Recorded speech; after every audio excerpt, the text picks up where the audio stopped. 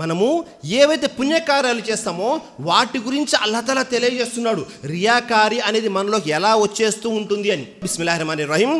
లా తహసిబన్నల్లజీన యఫ్రహూన బిమా అతవ్ యుహిబ్బూన్ I యుహ్మదు బిమా లం యఫ్అలు ఫలా తహసబన్నహుం బిమఫాజతిన్ మినల్ అజాబ్ వలహుం అజాబున్ అలీం. లా తహసబన్నల్లజీన, వీరు ఎవరైతే మెప్పు పొందాలి, ప్రజలలో పేరు ప్రఖ్యాతలు రావాలి అని అనుకుంటుంటారో వారు చేసే ప్రతి పనికి ప్రజలలో పేరు ప్రఖ్యాతలు రావాలి అని కోరుకుంటుంటారు. అది కాస్త ఎక్కువైపోతుంది. రియాకారి ఎక్కువైపోతే ఏమవుతుందో తెలుసా? వారు చేయనటువంటి పనులకు కూడా జేజేలు కోరుకుంటూ ఉంటారు సమాజంలో. మొదటి విషయం ఏంటి? ప్రతి పని వారు చిన్న సత్కార్యం చేసినా పేరు రావాలనుకుంటారు.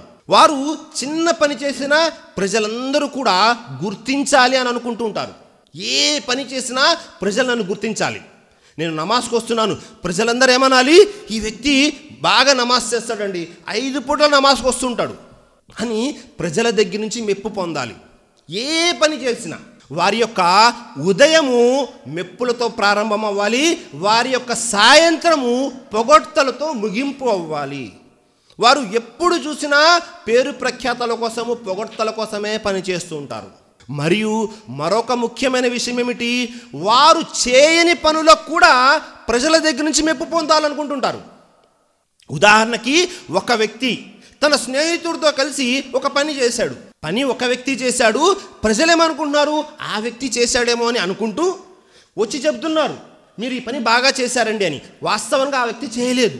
కానీ ఆ వ్యక్తి ఏమనుకుంటాడు, నన్ను పొగుడుతున్నారు కాబట్టి ఇక్కడ మనం ఏం చేయాలి, సైలెంట్ అయిపోవాలి, ఇక్కడ ఏమీ మనం మాట్లాడకూడదు. ఎందుకు? మనము చేయనటువంటి పనికి కూడా మనకు మెప్పు వస్తుంది. అల్లాహు అక్బర్.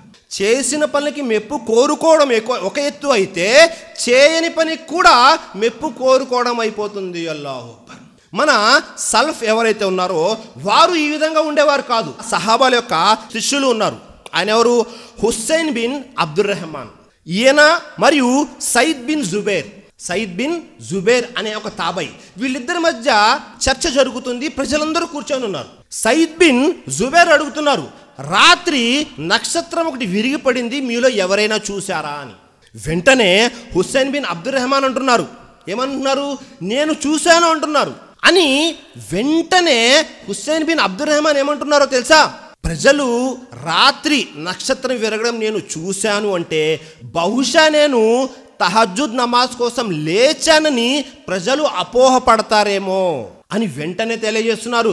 ప్రజలారా జాగ్రత్తగా వినండి, రాత్రి నక్షత్రం విరిగి పడడం నేను చూశాను, కానీ నేను తహజ్జుద్ నమాజ్ కోసం లేవలేదు. నాకు తేలుకుట్టింది, ఆ బాధతో నిద్ర పట్టక అలా ఉన్నాను, అప్పుడు ఆ సన్నివేశం చూశాను. అల్లాహు అక్బర్. ప్రజలు ఎక్కడ అపార్థం చేసుకుంటారు అని హుస్సేన్ బిన్ అబ్దుర్ రెహమాన్ ఏమంటున్నారు?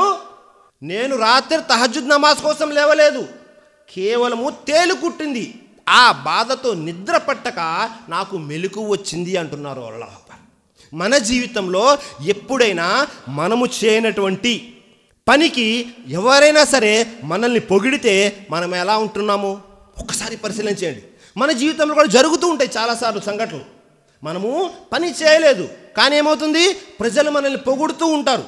ఉదాహరణకి, మీరు మంచి వారితో తిరుగుతున్నారు, ఆ మంచి కార్యక్రమంలో మీ భాగస్వామ్యం కూడా ఉంది అని అనుకుంటూ ఉంటారు. అల్లాహు అక్బర్. కాబట్టి ఈ విషయంలో జాగ్రత్తగా ఉండాలి.